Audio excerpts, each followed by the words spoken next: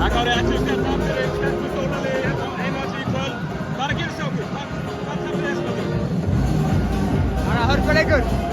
Bara jafn svona mestmegna leiknum og þeir síga fram úr í lokin. Bara vel gert hjá þeim.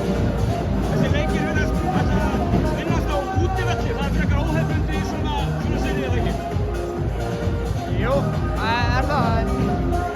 Það er búið svo leik núna og við þurfum að halda áfram næsta leik. Hvað þurfum að gera til þess að ná að jafna seríun aftur og koma aftur hingað í okkar leik eftir helgina? Við þurfum bara að gera jafn vel og við gerðum í síðasta leik og betur en við gerum hér. Nú erum við bakið vegginn, við erum búin að vera þarna áður í þessa úrslitakeppni og við þurfum bara að mæta vel tilbúnir og með hausinn rétt skrúfan á. Rosaleg stemning á báðum völlum, bæði hérna í kvöld í Órugahöllinni sem og í Síkinu fyrir norðan. Aftur að heimavöllinum, heldur kannski að mögulega hafa verið einhver meiri pressa ykkur hérna í kvöld og svo þeim fyrir norðan? Heldur það skipta máli þannig?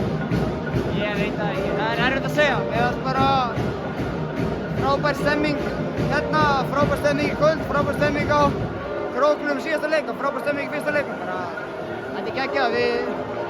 Ég veit ekki hvort að þetta hafi einhver áhrif inn á svona mikil áhrif inn á völlinn að ég veit það ekki, en bara auðvitað geggjað hvernig þetta er framkvæmt á þessu leik í kvöld og bara ég held að bæði leikir þar eru stolt af hvernig þeir eru að halda utan um þetta og gera þetta vel.